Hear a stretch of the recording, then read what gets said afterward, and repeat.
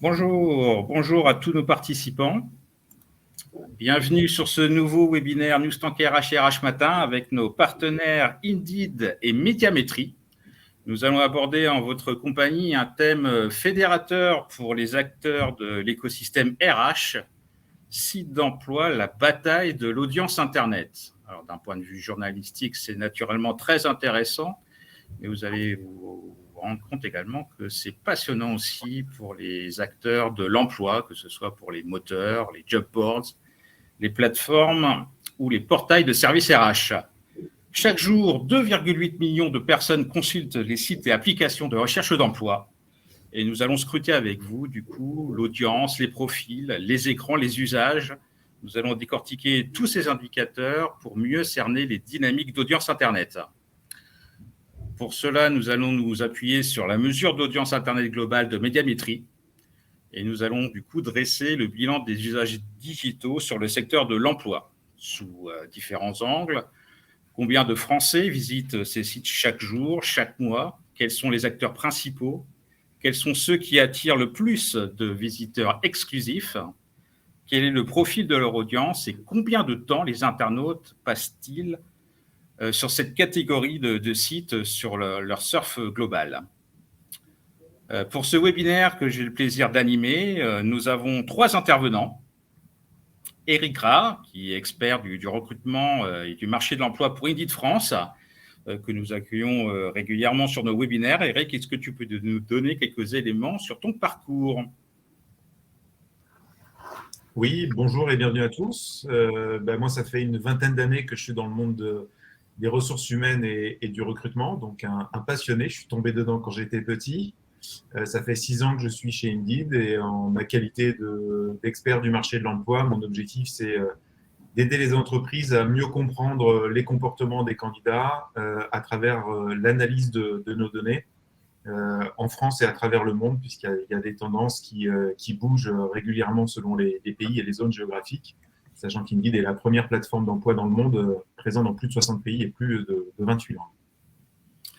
Merci Eric. Nous allons passer aux ambassadeurs de Médiamétrie qui vont pouvoir se présenter brièvement. On va commencer par Olivia Brunet. Olivia, bonjour. Bonjour. Est-ce que vous pouvez nous présenter vos fonctions et votre parcours? Oui, alors je suis directrice de la mesure d'audience Internet de Médiamétrie et je suis arrivée en 2010. Voilà, petite histoire, je suis arrivée à un moment clé qui était les débuts des iPhones et donc nos clients qui avaient aujourd'hui, ils avaient une mesure d'audience Internet exclusivement sur l'écran d'ordinateur et donc on a construit dans les années qui ont suivi la mesure d'audience mobile qui a toute son importance aujourd'hui, on va le voir durant la présentation, et également une mesure d'audience tablette. Et aujourd'hui, les chiffres qu'on va vous présenter sont consolidés sur les 3 écrans. On a fait bien du chemin depuis 10 ans. Merci Olivia. Nous allons passer à Olivier Saya. Olivier, bonjour. Bonjour à tous. Est-ce que vous pouvez nous présenter votre fonction et votre parcours professionnel? Oui. Alors, moi, je suis arrivé à Médiamétrie en 2018, donc un petit peu plus récemment, au département. Alors, initialement, j'étais au département des études consommateurs. Et puis, un an plus tard, j'ai intégré les équipes commerciales, donc spécialisées sur l'étude Internet globale. Et aujourd'hui, je suis dans l'équipe d'Olivia, donc au sein toujours de l'étude d'audience Internet globale.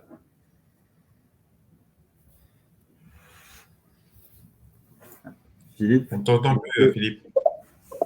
Merci beaucoup, Eric. Effectivement, j'ai coupé le micro. Nous allons aborder du coup les différentes séquences qui vont rythmer ce webinaire. On va découper cela en 4 grandes parties. Après une présentation des activités de médiamétrie et de la présentation de son outil de mesure d'audience Internet, nous aurons 3 grandes séquences, 4 même, sur une étude sur les internautes en France globale. Qui sont-ils? Nous verrons ensuite sur la dimension de la recherche d'emploi en ligne en France, quels sont les usages et quels sont les écrans. Nous verrons ensuite, encore dans un focus plus approfondi, le classement de la recherche en ligne d'emploi en France, quels sont les profils des acteurs, et nous finirons par un focus sur Indeed, quels sont les sites et les applications que le moteur d'emploi a mis en place. Quelques précisions sur le déroulement de ce webinaire pour les participants. Vous pouvez poser des questions tout au long de la session à travers l'espace chat qui se situe à droite de l'interface de la plateforme vidéo. Nous conserverons ces questions si jamais cela demande des explications plus poussées. Nous essayons de garder 10 minutes, un quart d'heure à la fin pour répondre à l'ensemble de vos questions. Et je précise d'emblée que ce webinaire sera disponible en replay sur la chaîne YouTube de RH Matin. C'est en cas de demande de documents, n'hésitez pas à interagir dans l'espace chat. L'objectif sera de vous mettre en contact directement avec Olivia Brunet ou Olivier Saya par mail. Mais nous ne redonnons pas la présentation par slide de manière directe. Après cette introduction, je vous propose d'entrer dans le vif du sujet. Nous allons passer dans le vif de ce webinaire avec l'audience Internet pour les sites d'emploi. Je vais passer la main à Olivia qui va nous présenter les activités de médiamétrie et l'outil de mesure d'audience, de référence sur les sites d'emploi. Olivia, je te laisse la main. Merci Philippe. Donc, pour introduire cette présentation, je voudrais revenir un instant sur ce qu'est la mesure d'audience et ce qu'elle n'est pas. Déjà, on n'est pas habitué, mais je vais dire ce qu'elle n'est pas. Elle n'est pas une compilation de mesures site-centriques.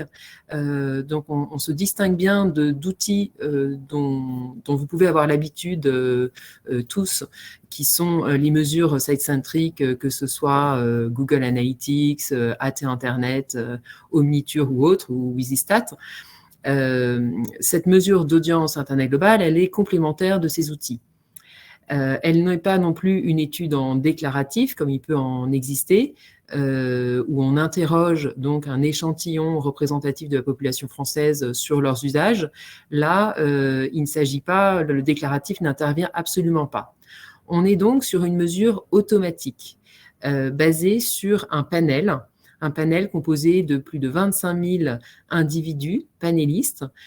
S'ils sont panélistes, c'est qu'ils ont accepté de signer une convention de panélisation, donc qui nous autorise, ça c'est important, notamment depuis la nouvelle directive RGPD, de bien le comprendre. On n'est pas du tout dépendant des cookies, puisqu'on est sur du surf collecté de manière tout à fait transparente auprès de ces panélistes qui ont accepté qu'on utilise leurs données de façon agrégée au sein de la mesure. Ils ont donc un logiciel, un meter, qui ont été installés soit sur leur ordinateur, soit sur leur tablette, sur leur smartphone, ou bien même parfois ils sont panélisés sur plusieurs de leurs écrans. Donc bien comprendre ça, que c'est une mesure automatique, qu'ils ont accepté à un moment T de faire partie du panel, et après c'est tout à fait transparent pour eux. Leur surf est tout à fait réaliste des usages globaux. Deuxième point important qui sont les fondamentaux de toutes les mesures d'audience chez Médiamétrie, puisque bien entendu vous nous connaissez certainement pour être la mesure de référence sur la télé, donc avec le Médiamat qui sort pour le coup tous les jours à 9h. On a aussi la mesure de référence de la radio, et sur le digital, on est sur une mesure mensuelle, une production mensuelle de résultats, même si on va le voir, on peut zoomer sur des périodes plus fines, sur le jour daté, même faire des tranches horaires. Donc le principe de toutes les mesures d'audience chez Médiamétrie, c'est qu'elles reposent toutes sur des panels. Les panels sont bien sûr recrutés de façon à ce qu'ils soient représentatifs de la population française. Et pour être sûr de bien représenter cette population internaute, on a des études de cadrage qui, elles, sont réalisées en déclaratif pour nous permettre de suivre les caractéristiques sociodémographiques de la population internaute. Pour vous donner un exemple, il y a encore 10 ans, posséder une tablette, c'était très segmentant. On était CSP+, early adopter, plutôt en région parisienne. Et dorénavant, on est sur un profil un peu plus proche de celui de l'ensemble de la population française. Pareil pour les smartphones. Ces mesures d'audience reposent sur des technologies, j'en ai parlé brièvement, donc c'est le Meter qui est installé. C'est cette sorte de logiciel qui vient collecter tout le surf connecté. Donc, on parle bien de consultation sur un navigateur, donc toute la partie browsing, mais aussi la partie application. Voilà, et on réunit les acteurs du marché régulièrement pour faire évoluer cette mesure au fil des années. Troisième et dernier slide, rentrant un petit peu dans le périmètre de cette mesure qui, donc je l'ai déjà dit, repose sur les 3 écrans digitaux, ordinateur, mobile, tablette. On vient mesurer tous les opérateurs. Enfin, il n'y a pas de limitation technique, aussi bien les OS Android ou iOS, Windows Phone, et tout lieu de connexion, même les usages sur le lieu de travail ou en déplacement. Donc, chaque mois, il faut bien comprendre que là, on va bien sûr se focaliser un petit peu sur l'emploi, surtout dans les 2e et 3e parties, mais nous mesurons aujourd'hui l'exhaustivité du web dans toute sa variété, dans toutes les thématiques. Et donc, nous avons aujourd'hui chez Médiamétrie, au sein de nos départements, des clients extrêmement variés dans différents secteurs. Que ce soit l'immobilier, les agences médias, et même les plateformes des réseaux sociaux sont souscriptrices de nos mesures. On publie plus de 6000 brands, donc 6000 acteurs différents voient leurs audiences publiées dans nos interfaces, qu'ils soient souscripteurs ou non. Voilà, c'est un peu la spécificité, c'est vraiment une mesure marché. On publie l'audience de tout le monde. Il y a pour ces précisions, notamment sur cet organisme de certification, le CSP, du coup, qui suit effectivement les mesures d'audience Internet que vous réalisez de votre côté. Et d'ailleurs, si parmi nos participants, il y a un détenteur d'un appareil Windows Phone qui puisse se présenter, parce que je pense que cela devient des pièces de plus en plus rares sur le marché. Je vous propose de passer sur la première véritable séquence, du coup, sur les internautes français. Qui sont-ils? Nous allons voir avec Médiamétrie quel est le profil de l'internaute français. Olivia, je crois que vous prenez la main sur cette séquence. Voilà, donc avant de rentrer un peu plus sur le cœur de vos activités emploi, on va cadrer un petit peu le sujet en parlant de l'évolution de cette population internaute. Donc déjà, ce qui précède l'usage, c'est l'équipement. Vous avez depuis 2014 sur ce slide l'évolution du taux de pénétration au sein des foyers français des différents équipements que sont le smartphone, l'ordinateur portable, la tablette et l'ordinateur fixe. Donc le constat est que les écrans dits mobiles, à savoir l'ordinateur portable et le smartphone, continuent leur progression. On voit que là, sur le dernier trimestre 2021, on a noté encore une augmentation de plus 2,3 à 2,4 points sur ces 2 écrans par rapport à fin 2020. À l'inverse, on est plutôt sur une stabilité, voire une légère décroissance pour le taux de pénétration de l'équipement de la tablette, qui semble avoir atteint, mais déjà depuis plusieurs années, un plafond à 46-47% des foyers équipés d'au moins une tablette. Et l'ordinateur fixe, voilà, qui est légèrement en décroissance, très logiquement, qui au profit du portable. Aujourd'hui, voilà, il faut se rendre compte que ce sont 92% des foyers français qui sont aujourd'hui connectés à Internet via au moins l'un de ces écrans. Donc, maintenant, après avoir vu l'équipement, parlons des usages et de cette population globale, cette population internaute, qui, elle aussi, ne cesse de croître. Vous avez l'évolution de la population totale internaute à date, donc à février. On a pris la donnée de référence est de février dans cette présentation. Et on voit encore donc une croissance qui s'opère de cette population totale. Donc, le slide précédent, on était au niveau foyer. Là, on passe au niveau individu, au niveau français. Eh bien, ce sont 85,6% des Français qui aujourd'hui se connectent à Internet au moins une fois dans le mois. Le complément, c'est donc 15%, vous l'aurez compris, des Français qui aujourd'hui ne sont pas du tout connectés. Donc, on parlait de fracture numérique. Il faut avoir en tête ces 15% qui sont bien sûr majoritairement encore les moins de 15 ans. On l'a dit, la mesure, c'est sur les 2 ans et plus. Donc, bien heureusement, tous les moins de 15 ans ne sont pas aujourd'hui connectés à Internet. Mais également, chez les plus de 65 ans, on a encore un quart d'entre eux qui sont réfractaires au numérique et pas connectés. Donc, ceci étant dit, on va rentrer un peu plus dans le détail, notamment des écrans utilisés. Donc, vous avez à l'écran les taux de couverture quotidienne. Donc, couverture, c'est vraiment combien de pourcentage des Français vont être touchés par Internet via les différents écrans. Donc, au total, c'est 72% de la population française qui est touchée chaque jour en moyenne.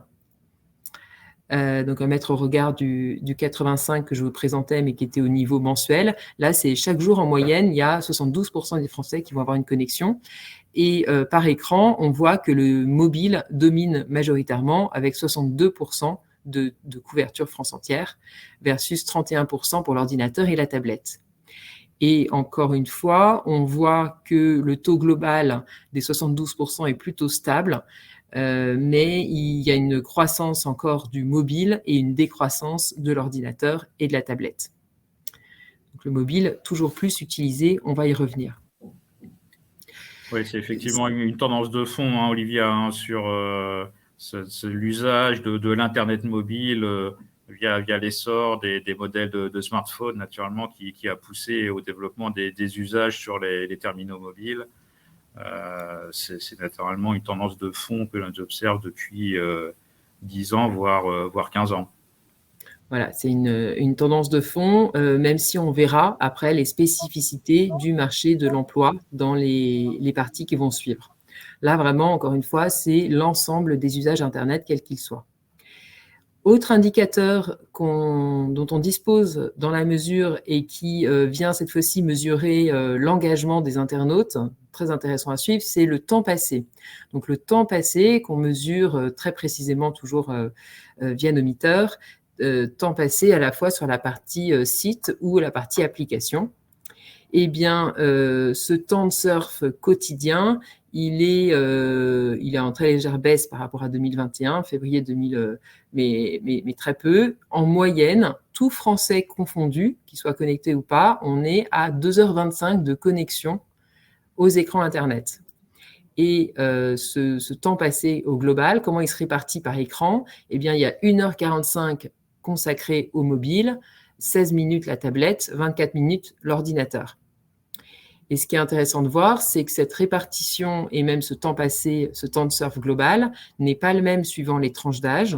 On a un temps passé beaucoup plus important auprès des 15-34 ans qui, on le voit, utilisent très massivement donc leur temps passé sur mobile est très conséquent au regard de l'ordinateur et de la tablette.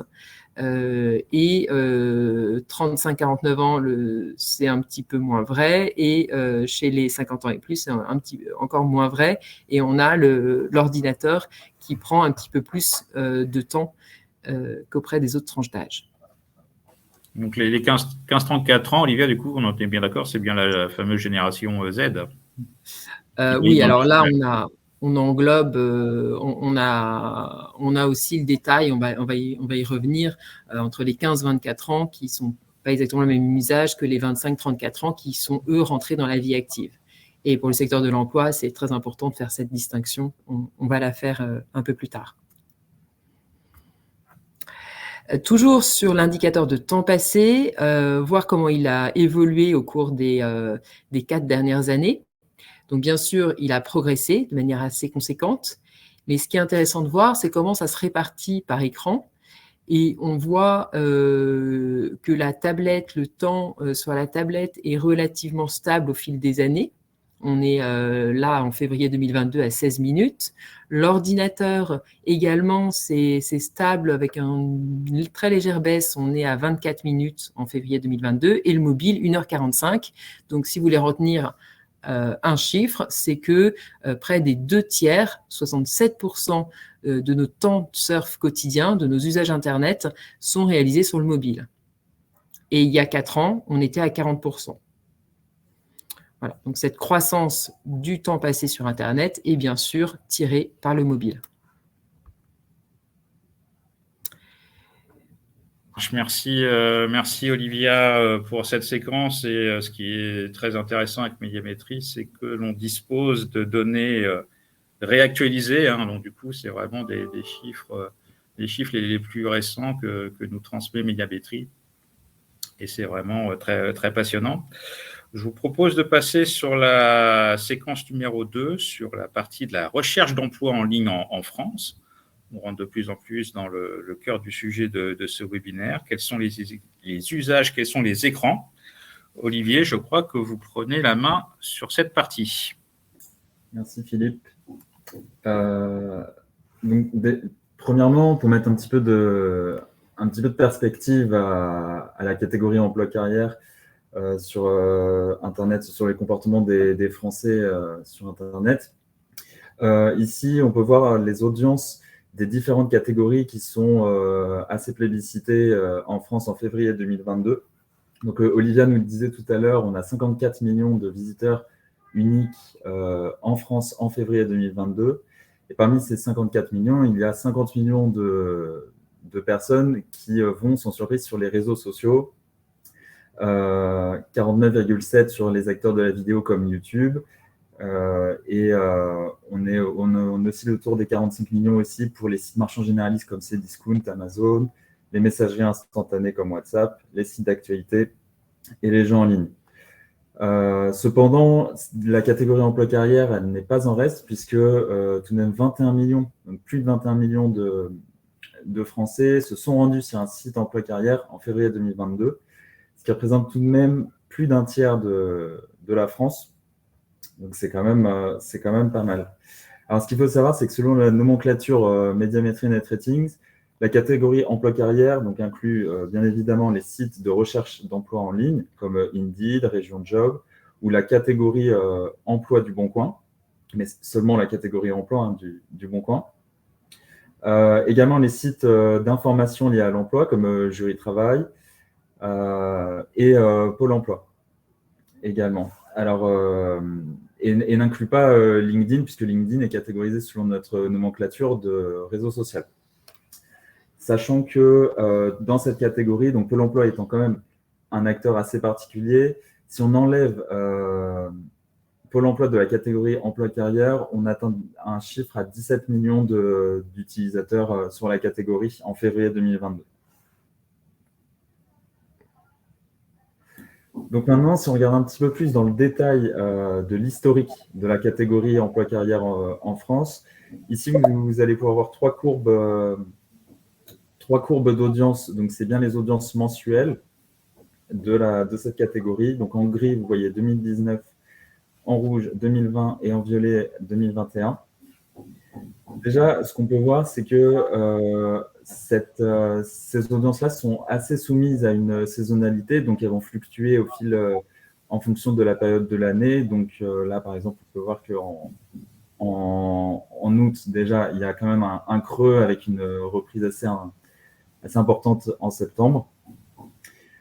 De plus, 2020 étant une année assez particulière, on remarque que finalement, la crise sanitaire qu'on vient de vivre a quand même moins impacté les sites d'emploi-carrière que d'autres catégories qu'on a pu observer au sein de Médiamétrie, mis à part en mars-avril 2020, comme vous voyez pendant le premier confinement, où il y a eu une baisse assez importante de l'audience.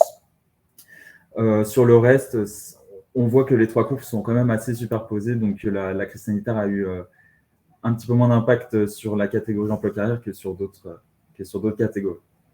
Et donc, pour en arriver du coup, en février 2022, comme je le disais précédemment, à plus de 21 millions de visiteurs uniques qui se sont connectés donc au moins une fois sur un des sites de la catégorie en février 2022. Oui, on peut regarder effectivement, Olivier, la tendance de l'année 2020 qui était quand même assez exceptionnelle entre le crash de l'audience qu'on a perçu entre février et mars lors de l'annonce du premier confinement. Et après, il y a eu une spectaculaire remontée de l'audience, notamment sur la deuxième partie de l'année. C'était quand même une année assez atypique, du coup, liée à la crise Covid-19. Je voudrais juste ajouter concernant le mois d'août, pour les recruteurs qui nous écoutent, que en fait, il y a une baisse entre le 15 juillet et le 15 août, on va dire. Par contre, on voit une reprise très forte de l'audience des sites Internet à partir juste après le 15 août, quand souvent les recruteurs repostent leurs annonces à partir du 15 septembre. Donc déjà, si vous voulez faire la différence, soyez présents quand les chercheurs d'emploi sont de retour, et ils le sont plutôt que vous ne le pensez, c'est-à-dire juste après le 15 août. Donc, maintenant qu'on a vu les audiences mensuelles, on va regarder un petit peu plus en détail sur les audiences, cette fois-ci quotidiennes. Donc, les audiences sont plus basses, mais c'est parce que c'est les audiences vraiment de chaque jour de la catégorie. Et on remarque que du coup, l'année dernière, donc en 2021, il y a eu une reprise assez importante, donc notamment en mars 2021, où on a eu 3,5 millions de visiteurs quotidiens sur la catégorie emploi-carrière. Sinon, ça reste à peu près cohérent par rapport aux audiences mensuelles. Et les courbes restent assez proches, malgré effectivement donc, la deuxième partie de 2020 où ça a été assez élevé. Et donc en février 2022, on a près de 3 millions d'utilisateurs de la catégorie emploi-carrière qui se sont connectés chaque jour.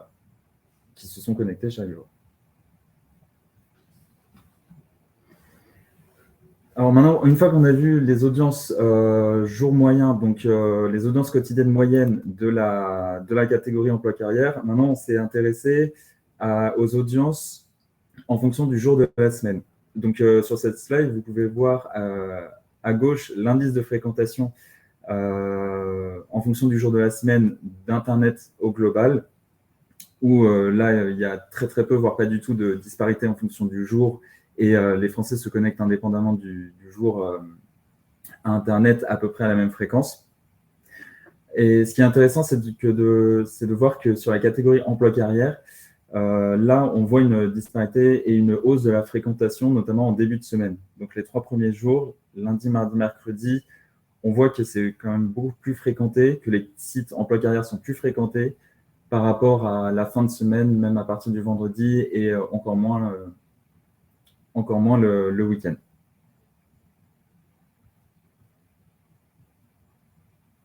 Pardon, c'est vraiment les jours vrais qui sont importants là, du coup, sur la consultation hebdomadaire.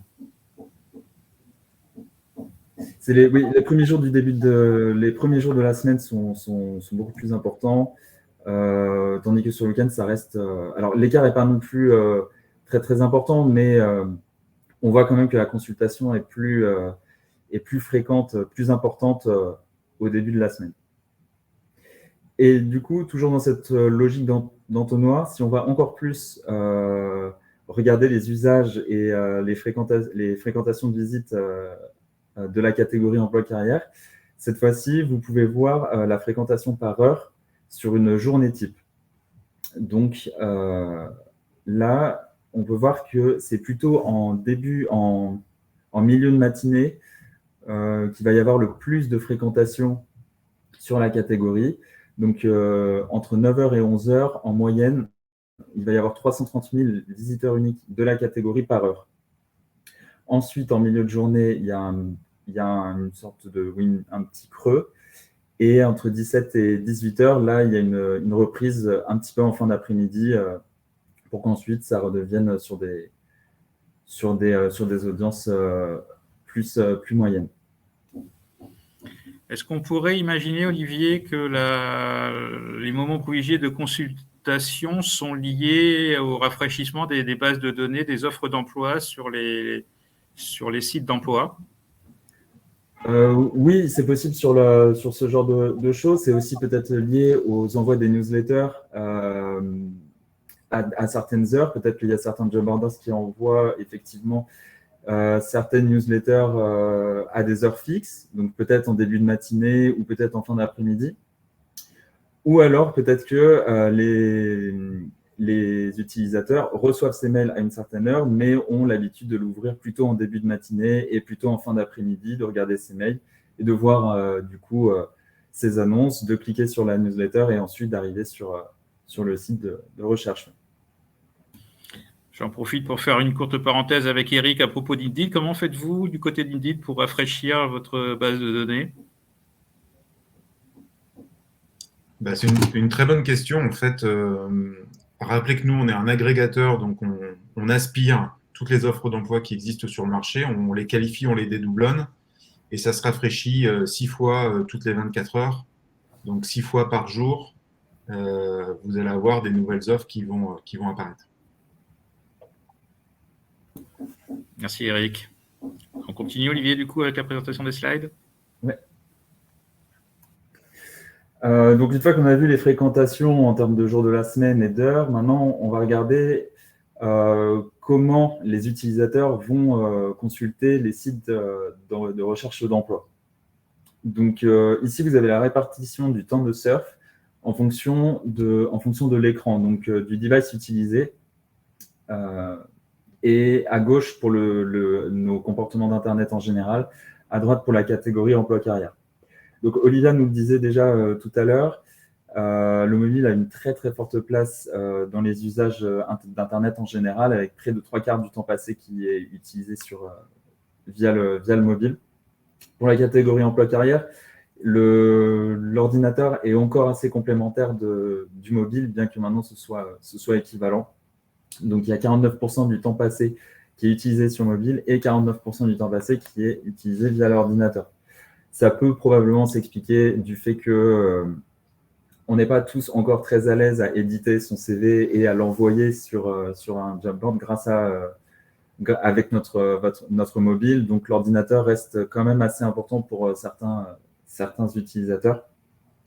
Néanmoins, on remarque quand même que par rapport à 2020, on voit la place grandissante du mobile par rapport à l'ordinateur. Donc, ça tend quand même le mobile tend à prendre plus de place, même si l'ordinateur reste important pour les utilisateurs de la catégorie.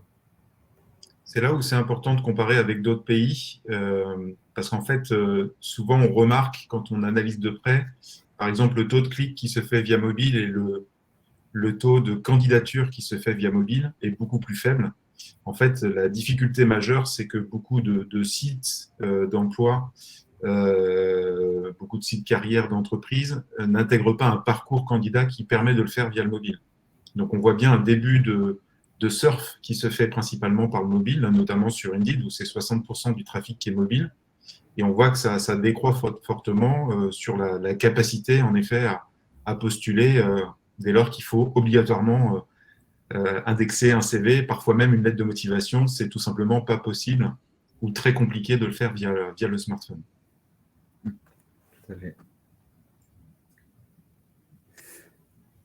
Mais tout de même, le smartphone commence à être de plus en plus important dans les usages de la catégorie emploi-carrière. Donc, on a quand même voulu aller un petit peu plus en détail sur les utilisateurs du smartphone dans cette catégorie-là.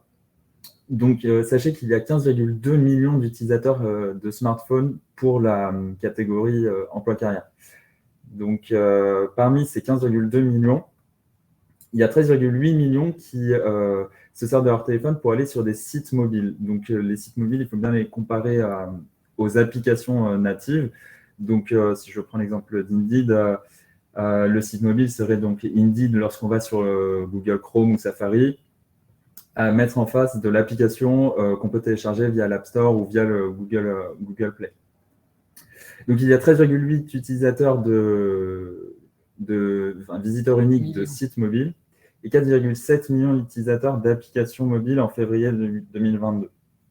Et ces deux parts sont en hausse, que ce soit les sites ou les applications, les usages augmentent également. Les deux types d'usages augmentent. Et au même titre que la répartition du temps passé est à peu près équivalente. 60% du temps passé sur les sites d'emploi se fait sur les sites mobiles et 40% sur les applications. Donc, Olivier, s'il y a bien un conseil que l'on peut donner du coup aux acteurs RH, c'est de penser sur ce binôme mobile, à la fois site web mobile, si possible responsive, avec du responsive design qui permet d'adapter l'écran au terminal du mobile, mais aussi aux applications, parce qu'il y a bien des usages qui se développent à la fois sur les sites web mobiles et les applications mobiles. Après, je tiens à préciser qu'il s'agit là d'une photographie, c'est ce qu'on observe via cette mesure automatique, c'est les usages actuellement, mais c'est toujours, les usages des internautes sont toujours influencés par l'offre existante.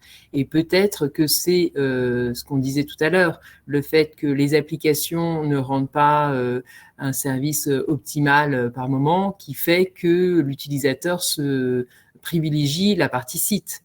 Mais si les applications rendaient tous les services escomptés pour jusqu'à l'envoi de la candidature, peut-être que l'application aurait une part plus importante dans les usages des internautes. Donc voilà, encore une fois, il faut prendre les chiffres pour ce qu'ils sont. Ce sont les usages constatés aujourd'hui sur l'ensemble de cette sous-catégorie.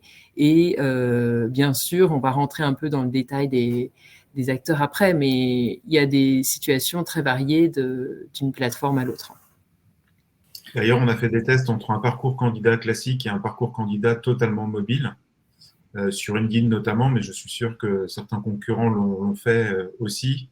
Et on voit que le taux de candidature et la qualité des candidatures reçues est beaucoup plus élevé. Donc, dès lors qu'on peut avoir un parcours complet via un smartphone aujourd'hui, comme on voit que ça correspond aux usages principaux, on voit que ça marche mieux. Donc, c'est pour ça qu'il faut vraiment prendre en considération la forme, le format et le parcours candidat qui puisse être totalement mobile. Merci Olivia, merci aux autres intervenants pour ces précisions sur les usages mobiles qui sont importants. Je vous propose de passer sur la séquence numéro 3 qui va passionner tous les acteurs RH sur la recherche d'emploi en ligne en France avec les classements et les profils. Olivia, je crois que vous prenez la main sur cette séquence. Voilà, donc comme je viens de le préciser, notre mesure, là nous venons de parler de la thématique, l'ensemble des acteurs de l'emploi et de la carrière, mais on sait bien que ça cache des réalités très différentes. Et puis, Philippe le rappelait, au sein de cette sous-catégorie, ils n'ont pas tous le même positionnement entre un job order, plateforme, on parlait de la particularité de Pôle emploi. Donc, bien sûr, on va parler de réalités très différentes. On va rentrer un peu plus dans ce détail-là, dans cette troisième partie. Donc, tout d'abord, parlons en termes d'audience mensuelle, des acteurs qui sont dans le top 20 de cette thématique.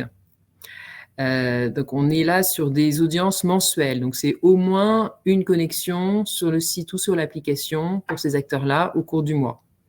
Et on est en millions de visiteurs uniques, quel que soit l'écran. Donc, on voit que la première position de ce classement est occupée par Pôle emploi.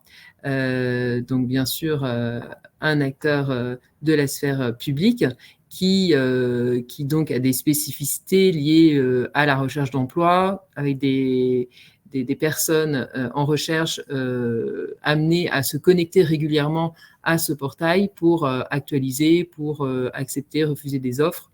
Donc voilà, on est sur une activité peut-être assez différente des autres acteurs dont on va parler.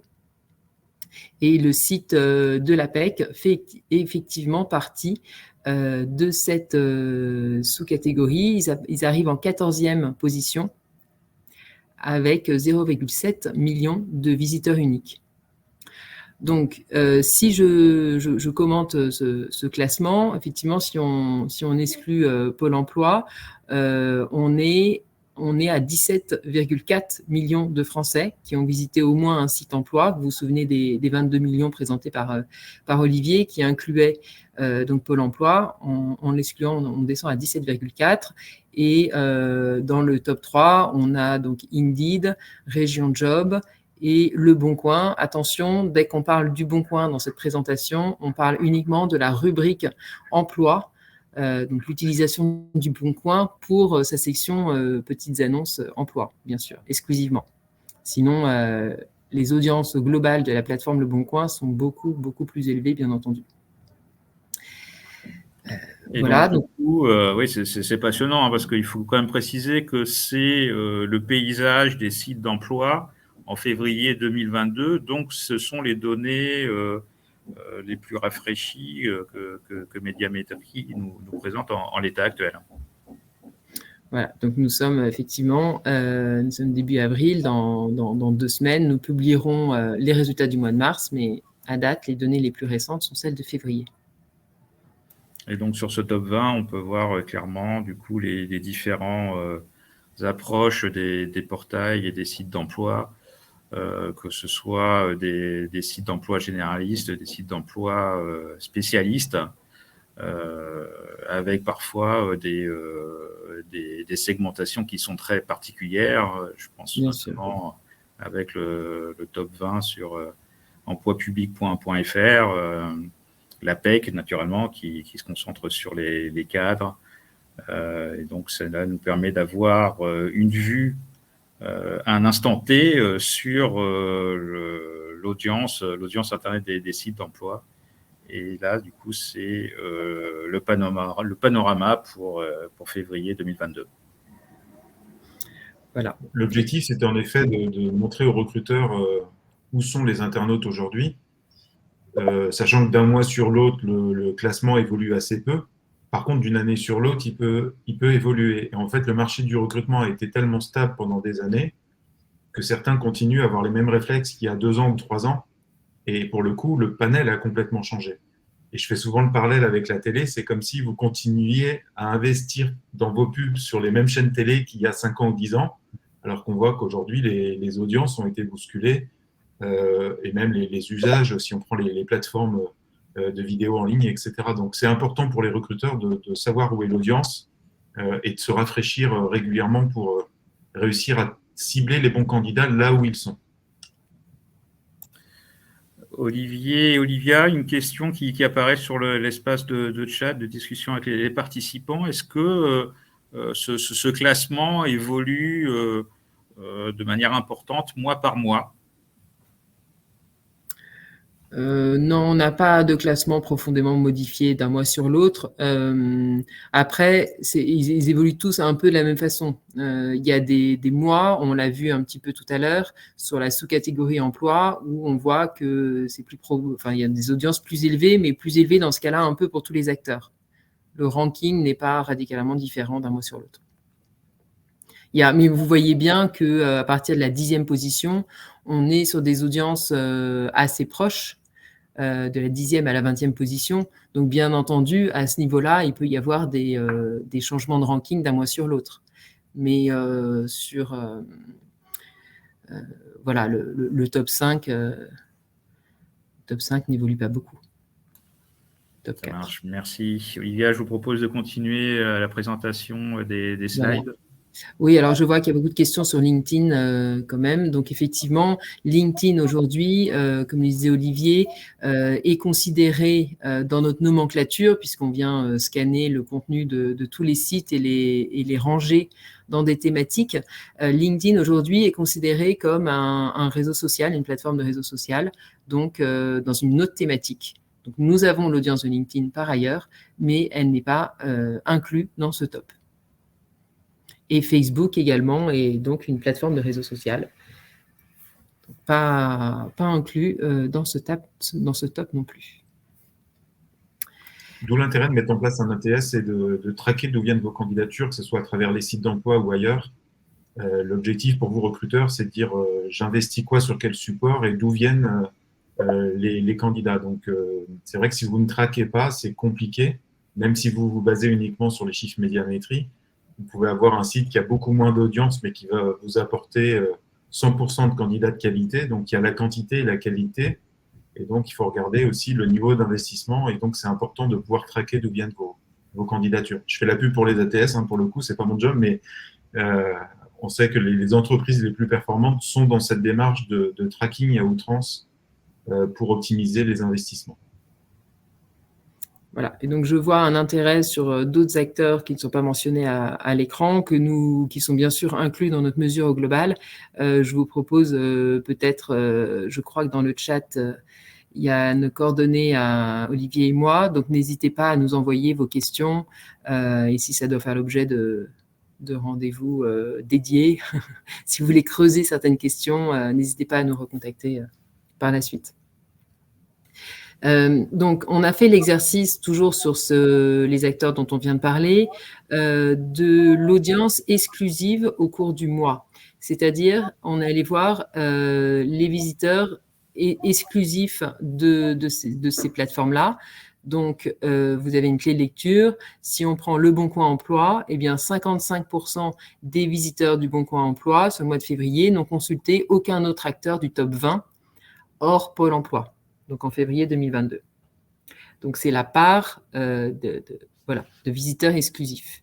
Et les audiences indiquées, qui là sont donc en milliers, donc pensez bien, si je reprends Le Bon Coin Emploi, on est à 1 108 000 visiteurs uniques exclusifs sur ce site, sur cette rubrique. C'est juste pour souligner le fait que, oui d'ailleurs, que sur pas mal de plateformes, il y a pas, on parle du CIDJ, Le Bon Coin, mais sur pas mal de plateformes, on a une audience composée en majorité de visiteurs exclusifs. On voit que les parts sont plutôt importantes par rapport à d'autres catégories.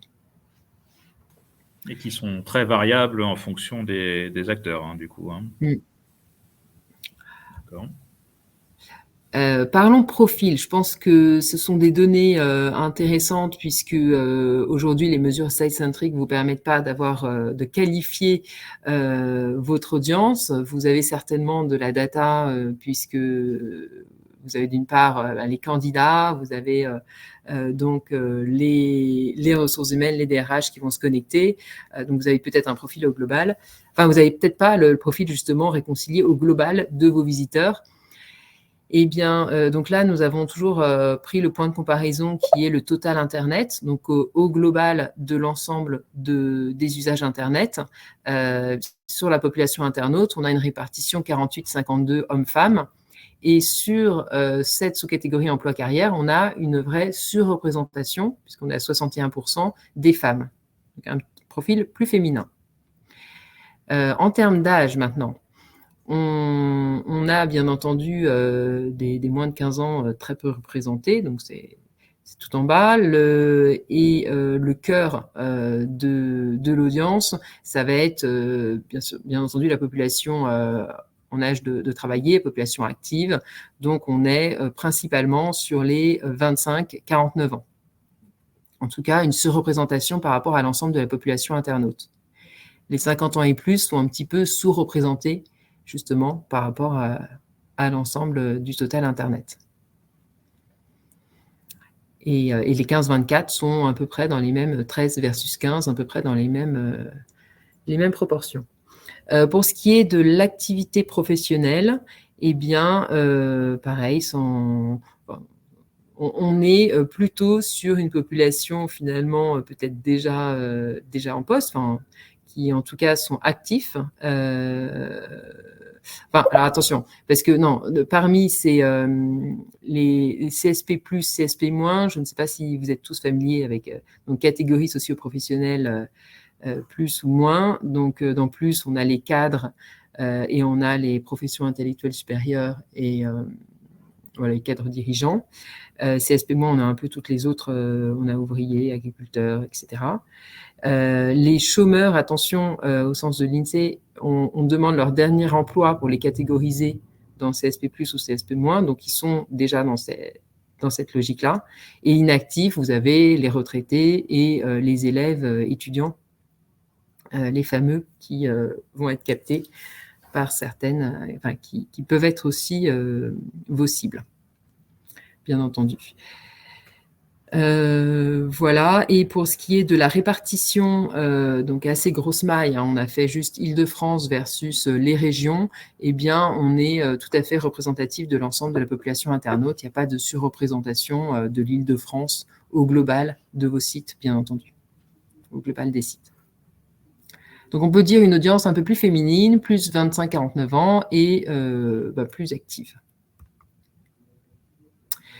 Maintenant, arrêtons-nous sur certaines cibles et voyons comment, où sont les femmes, sur quelle plateforme elles vont se rendre et dans quelle proportion. Donc déjà, pour vous donner un ordre de grandeur, c'est 12 millions de femmes qui vont se rendre au moins une fois au cours du mois sur un site ou une application emploi-carrière. Et elles le font un petit peu plus via leur mobile que l'ensemble des internautes. Donc 72%, c'est ceux qui viennent, qui privilégient le mobile pour se rendre sur un site ou un emploi carrière. Et là-dessus, les femmes sont un peu surreprésentées. Si on regarde le ranking à droite, vous avez donc les audiences de femmes qui vont se rendre sur Indeed, Région Job, Le Bon Coin, Talent.com et Météo Job, par ordre décroissant, et avec le pourcentage qui indique la part de l'audience totale du site qui sont des femmes. Donc, on l'avait vu au global, il y avait 61% de femmes au global. Chez Indeed, on est justement à 61%. Région Job à 57%, donc juste un tout petit peu en dessous. Le Bon Coin, c'est amusant, 49%, donc aussi bien des hommes que des femmes. 62% chez Talent.com et 69% chez Météo Job. Merci Olivia. Je vous propose d'avancer un peu dans la présentation des slides parce que le temps passe très vite. Il nous reste 8 minutes de webinaire. Justement. Donc, très bien. En mode accélération. Voilà, donc sur les cibles, vous avez compris le fonctionnement. Donc là, on focus sur les 15-24 ans qui, pour le coup, à avoir en tête, ils vont privilégier le mobile de façon plus forte que les autres cibles. Donc, on est à 83% versus 72%, donc à l'avoir en tête. Et donc la part des 15-24 ans sur les différents sites avec une surreprésentation de ces 15-24 ans au sein de l'audience de CIDJ.com, ce qui est assez logique au vu de leur positionnement. Oui, donc il vaut mieux penser mobile pour les jeunes qui rentrent sur le marché. Voilà, chez les jeunes, mais aussi chez les 25-34 ans, on a exactement la même part, on est toujours à 83% versus 72%. Donc également, chez les 25-34 ans, un réflexe mobile très très fort et une part de ces 25-34 ans qui sont surreprésentés cette fois-ci chez Région Job, avec 41% de visiteurs uniques mensuels de Région Job qui ont entre 25 et 34 ans. Chez les cadres, donc population souvent ciblée, on est à 73% d'utilisation du mobile, donc pas vraiment une surreprésentation. Donc je pense que l'ordinateur prend le relais volontiers et voilà, une part assez suivant les plateformes, il n'y a pas de vraie surreprésentation de cette cible sur les différentes plateformes. C'est vrai que c'est une cible qui intéresse énormément les sites d'emploi, les cadres, et on peut comprendre l'intérêt de ce segment. Merci Olivia pour cette présentation. Eric, je crois que tu vas avoir l'honneur de clôturer ce webinaire. Il nous reste 6 minutes. On va te laisser un peu de temps pour… Oui, très rapidement pour laisser la place d'Indeed dans ce classement. C'est important et je crois que c'est important aussi que tu expliques la démarche d'Indeed pour la présentation de ce webinaire et finalement de ce tour sectoriel. Oui, donc très rapidement pour conclure et laisser la place aux questions-réponses. La genèse même d'Indeed, c'est le constat que le chercheur d'emploi, il y a 18 ans quand Indeed est né, allait sur 6 à 8 job boards différents pour ne voir que 30% des offres du marché Et donc, il fallait créer un outil pour que le chercheur d'emploi puisse, sur un seul site, comparer au maximum les offres et les entreprises. Donc, Indeed est un moteur de recherche, c'est une plateforme d'emploi, un site de matching. Donc, si vous avez un site carrière, vraisemblablement, votre offre d'emploi est déjà sur Indeed, gratuitement. Et ça, on insiste dessus. Si vous êtes un artisan, commerçant, une PME qui n'avait pas de site carrière, vous pouvez déposer gratuitement votre offre sur Indeed aussi.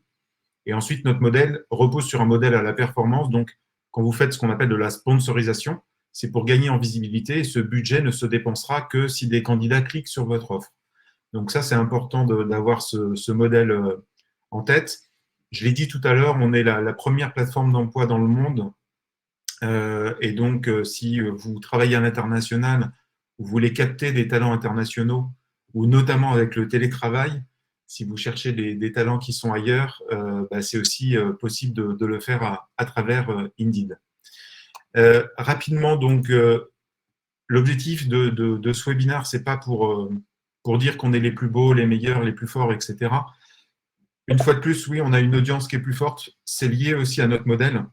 C'est vrai, quand on va sur un moteur de recherche, comme les consommateurs que nous sommes, l'avantage, c'est qu'on va sur un site, on a le plus d'offres d'emploi possible et on peut les comparer.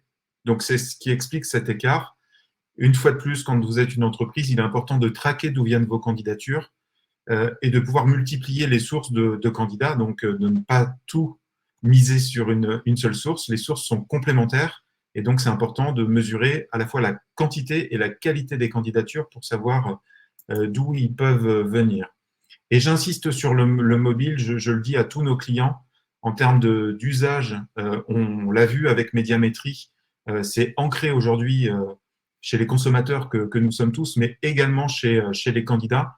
Et on le voit, que ce soit des publics féminins, ce qu'on appelle des cols bleus, des cols blancs, selon les tranches d'âge, on voit que l'ensemble de la population aujourd'hui utilise le smartphone et veut l'utiliser de bout en bout. Et il n'y a rien de plus déceptif que de commencer un process de candidature avec un smartphone et de ne pas pouvoir le finir. Et souvent, quand on ne peut pas le finir, il est assez rare que le candidat sauvegarde l'offre pour postuler avec un ordinateur plus tard, à moins qu'il soit extrêmement motivé ou désespéré, il ne le fera pas. Donc, c'est important d'avoir en tête que l'usage mobile est important. Et on le voit ici, notamment en termes de temps passé aussi pour vos contenus. Donc, sur Indeed, vous avez bien sûr les offres d'emploi, mais vous avez aussi les pages entreprises où vont se trouver les avis, la marque employeur. Et on voit un temps passé qui est complètement différent. Donc, en termes d'expérience candidat, si le contenu est disponible sur un mobile ou à travers une appli, vous allez aussi générer une audience beaucoup plus forte et vous allez pouvoir faire lire davantage de contenu autour de votre entreprise, de votre marque employeur et de vos offres d'emploi. Et petit auto-satisfait site, la première application d'emploi téléchargée sur Apple Store et sur Android, c'est Indeed. Et on voit, nous, que les usages augmentent vraiment là-dessus. Et donc, pour fidéliser aussi une audience, c'est important parce qu'à travers une appli, on a plutôt le réflexe d'aller consulter son appli que d'aller sur un moteur de recherche généraliste pour trouver des sites d'emploi. Voilà pour ma part et voilà pour le focus sur Indeed. Donc, globalement, un public un peu plus féminin, un peu plus jeune et un peu plus actif que la moyenne des sites d'emploi d'après Médiamétrie. Et donc, je vous remercie et l'objectif, c'est de vous laisser la parole pour que vous puissiez nous poser des questions. Merci Eric pour les éléments concernant Indeed. Alors sur la partie questions, c'est souvent des questions qui sont liées à pourquoi tel acteur n'est pas présent sur le classement. Donc je laisserai Olivier répondre par mail si éventuellement c'est important. Par exemple, typiquement, pourquoi Google Jobs n'apparaît pas sur le classement? Est-ce que vous pouvez apporter une réponse? Je pense qu'ils n'ont pas... Google est traité comme une brand à part entière. Ils n'ont pas cherché aujourd'hui à différencier donc la partie job pour l'identifier en tant que tel et la faire apparaître dans cette sous-catégorie. Parce qu'il faut savoir que, par exemple, si je prends l'exemple du Bon Coin, le Bon Coin est souscripteur de notre mesure et c'est eux qui nous ont demandé de subdiviser leur audience en différentes rubriques pour justement apparaître dans le secteur de l'emploi, le secteur de l'immobilier, etc., dans les différentes thématiques qu'ils investissent. Google ne nous ont pas demandé et donc ce niveau de détail, en fait, c'est des discussions qu'on a avec chaque éditeur. Donc Google, on a un détail de chacune de leurs applications, mais on n'a pas le détail... Voilà, tout simplement. Mais aujourd'hui, on pourrait retrouver via les URL. Ce qui est sûr, c'est que c'est pas encore, c'est pas très important. C'est pas très important en termes d'audience. Merci pour ces précisions. Une dernière question, parce qu'il est déjà, ça fait 1 heure que le webinaire a commencé. Une dernière question à Eric et à Olivia. J'aurais voulu savoir finalement pourquoi vous avez voulu présenter cette dimension de la bataille de l'audience Internet dans cet univers sectoriel de l'emploi en ligne. Quel était le but recherché? On peut peut-être commencer par Eric. Nous, l'objectif, c'est la transparence. C'est que l'entreprise puisse choisir en connaissance de cause et donc qu'elle ait une vision globale du panel de ce qui existe. Et une fois de plus, inciter à pouvoir traquer au maximum ce que font davantage les pays du nord de l'Europe par rapport à la France. On voit qu'on a un retard là-dessus sur la digitalisation des process RH et la mesure de l'audience et de la performance. Et donc, l'objectif, c'est rentrer dans ce modèle héroïste. J'investis quoi, ça me rapporte quoi. Parfois, des choses gratuites peuvent très bien fonctionner. Parfois, il faut y mettre les moyens.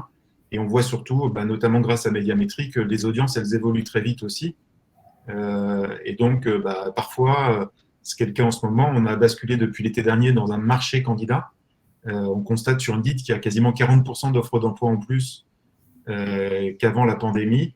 Il y a autant de candidats et donc mécaniquement, l'enchère est plus élevée. C'est valable pour certains métiers, moins pour d'autres. Et donc, voilà, c'est important d'avoir tout ce scope en tête pour faire comprendre, quand on est recruteur, à son patron, au manager qui recrute, quelles sont les difficultés et parfois quels sont les investissements qu'il faut faire pour trouver le bon profil. Olivia, un petit mot de la part de Médiamétrie sur cet exercice de webinaire sur les classements des sites d'emploi. Ouais, nous avons accepté parce qu'effectivement, on trouvait le sujet intéressant et qu'on aime bien discuter avec chacun d'entre vous. Je pense qu'il y a effectivement au sein de ce webinaire des gens qui aujourd'hui souscrivent à nos mesures, d'autres qui sont plus éloignés. Donc, c'était pour aussi faire connaître. Mais on a accepté de le faire avec Indeed. On l'a déjà fait sur d'autres secteurs avec d'autres acteurs. On est relativement ouvert. C'est pas spécifiquement avec Indeed qu'on a accepté et avec d'autres on refuserait. Voilà. Donc, ça marche. Et justement, je pense que, en tout cas, notre présentation s'est voulue la plus généraliste possible et de recadrer en fait les choses dans l'ensemble des usages Internet, ce qu'on a vu au début, et puis après on a un petit peu focusé sur l'emploi pour après parler des différents acteurs. Mais voilà, l'idée c'est de cadrer les choses, c'est pas du tout de ne parler que d'un acteur en particulier. Merci Olivia, merci Olivier, merci Eric pour ce webinaire passionnant sur cet exercice de transparence sur le paysage de l'audience Internet des sites d'emploi. Je rappelle à tous nos participants que vous retrouverez ce webinaire sur la chaîne YouTube de RH Matin. Il y a la semaine prochaine un article sera publié sur RH Matin pour vous rappeler les principaux points qui ont été évoqués au cours de ce webinaire et un lien vers l'intégralité de ce webinaire sur notre chaîne YouTube. Je tenais à remercier à nouveau Olivia, Olivier et Eric pour ce webinaire. Merci à tous nos participants et rendez-vous au prochain webinaire. Merci beaucoup. Au revoir. Merci beaucoup. Au revoir. Merci.